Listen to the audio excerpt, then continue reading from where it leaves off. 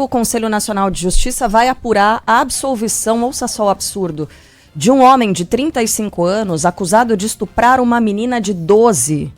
Essa absolvição se deu pelo Tribunal de Justiça de Minas Gerais. Na decisão, o relator do caso no TJ, desembargador Majid Nawef Lawar, entendeu que o réu e a vítima mantinham um vínculo afetivo consensual e derrubou a sentença de primeira instância que havia condenado esse homem a 9 anos e 4 meses de prisão. Vou repetir o nome do desembargador aqui, ó. Para o desembargador Majid Nawef Lawar, o Pablo Fernandes, ó, Majid Nawef Lawar, certo? Para ele, esse caso, ocorrido na cidade de Indianópolis, tem peculiaridades que permitem a não aplicação automática dos precedentes no judiciário. A Luciana Viana está aqui na ponta da linha para conversar conosco. O que é que isso diz, né, Luciana? É que existe uma lei que condena automaticamente um adulto ao manter relações com uma criança com menos de 14 anos, é considerado estupro de vulnerável. Essa menina tem 12. E ainda assim, apesar de haver uma lei, esse homem foi absolvido. Luciana, bom dia para você. Bom dia, Carla, bom dia a todos. É um caso realmente que nos choca, né, e ganhou repercussão nacional, e o Ministério Público afirma que vai adotar as medidas processuais cabíveis contra essa decisão do Tribunal de Justiça aqui de Minas Gerais, que absolveu esse homem de 35 anos, acusado de estuprar a menina de 12 anos em Indianópolis. Indianópolis é uma pequena cidade com um pouco mais de 7 mil habitantes, fica no Triângulo Mineiro. Bom, essa decisão provocou protestos, inclusive ontem, domingo, na porta do Tribunal de Justiça aqui em Belo Horizonte, com manifestantes levando cartazes, bonecas e frases como: criança não é esposa. Isso em cobrança, né, por justiça e proteção à vítima e por todas as outras crianças Brasil afora. O Conselho Nacional de Justiça também anunciou que vai avaliar o caso, deu um prazo de 5 dias para o Tribunal de Justiça aqui em Minas enviar os fundamentos dessa decisão. A sentença de segunda instância derrubou a condenação de mais de 9 anos, né, de prisão aplicada em primeira instância.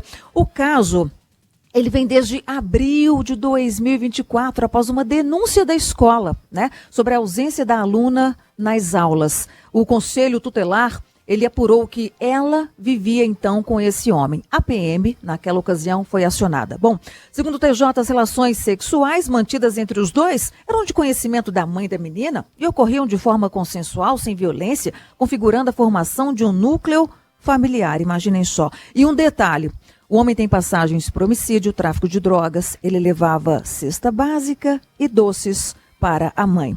Então, quando a sociedade realmente vai às ruas, né, é um sinal de que a justiça precisa de, no mínimo, se explicar, né? Um passo tem que ser dado para trás.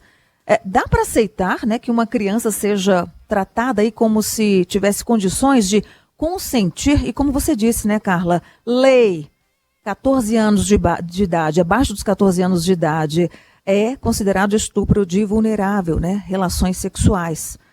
Bom, eu volto aí com vocês e realmente todos indignados, aguardando os próximos passos desse caso, que pode ser um precedente ou não, né? Para outros futuros.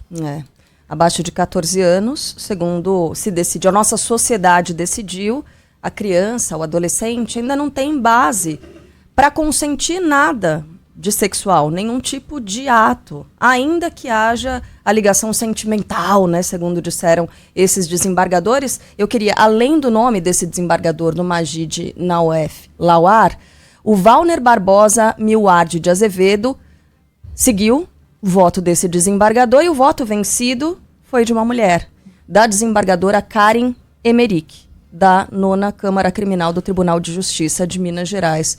Foi o voto vencido.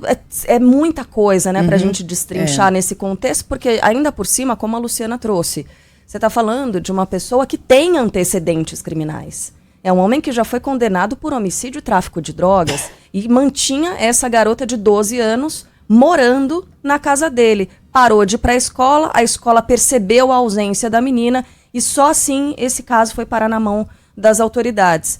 Adiantou de alguma coisa? Não. Né? Não. A criança vulnerável ela segue desprotegida. Pois é, e segue desprotegida talvez também pelos seus pais, por responsáveis, pela sua mãe. E quando a gente ouve um dos desembargadores usando como argumento que a mãe tinha conhecimento do que acontecia, pouco importa se tinha conhecimento ou não. Importa para essa menina, importa para essa criança, porque está desamparada, inclusive, por aquilo que deveria ser o nosso porto seguro, que é a família, e que tem obrigação legal de protegê-la. Isso não vinha acontecendo, aparentemente, né? Agora, usar disso como argumento é mais perverso ainda com essa criança, né? Dizer que a mãe tinha conhecimento. E mostra um desconhecimento absurdo da lei. Esses cavalheiros têm condição de seguirem atuando como desembargadores. O Tribunal de Justiça, o Superior Tribunal de Justiça, está pronto para eventualmente defenestrar um ministro por ele ter realizado uma aproximação indevida, um abuso, né, um assédio contra uma jovem nas águas de Balneário Camboriú. O que é perfeitamente razoável, e tenho a impressão que isso tem o apoio, né, de 99% da população, inclusive nós. Esse homem causou um dano terrível a essa garota, a essa jovem, e representa um perigo para a sociedade. Como não encarar da mesma maneira um desembargador que, usando o mecanismo da lei, empurra uma garota de 12 anos para um estupro? Para um estupro eterno? Porque o estupro não ocorre somente, o abuso ali não ocorre somente no momento da relação sexual. Aliás, eu não posso nem chamar de relação sexual. Não existem relações sexuais entre homens adultos e meninas menores de 14 anos. Não existe. Existem estupros, conjunção carnal, né? Então não é só aí que acontece o estupro, o abuso. O abuso acontece no momento em que essa garota entra na casa desse adulto, em que ela é privada do direito a ser criança, é privada do direito à escola, é um direito universal, né? Então, por que não permitiremos, com toda a razão, né, que um abusador permaneça como ministro do STJ, mas permitiremos que desembargadores que jogam uma criança nesta situação, usando ali o guarda-chuva da lei, ou seja, não há nada que se possa fazer em benefício delas se depender dessas pessoas? Porque essas pessoas vão continuar sendo sustentadas pelo Estado e decidindo sobre o futuro dos outros. Ô Lu, e aí eu digo tudo isso para perguntar, esses caras podem eventualmente ser afastados? E eu creio que perderem seus proventos é muito difícil. Muito difícil, porque no caso é uma falta ética, não dá para ser considerado uma falta criminal. Enfim, o que pode acontecer com esses dois? Megali, trata-se de um caso inédito e por isso esse receio, né, de especialistas quanto a ser um precedente para outros casos acontecerem. Então, tudo é possível. Eles podem ser afastados ou podem ser punidos, receberem alguma advertência ou serem obrigados a darem um passo atrás. Então, realmente, como trata-se de um caso novo, né, sem precedentes, vamos aguardar os próximos passos, né? Mas este caso realmente chama atenção, joga luz para esta situação. E a gente imagina que né, pode ser não só um caso, mas tantos outros aí nesses rincões desse nosso Brasil. Então é preciso jogar luz também para esta questão, Megali. Sabe que eu estava ouvindo uma especialista, infelizmente não anotei o nome, mas ela chamava a atenção, viu, Lu, para uma outra questão, que é o recorte social e a desigualdade social no Brasil.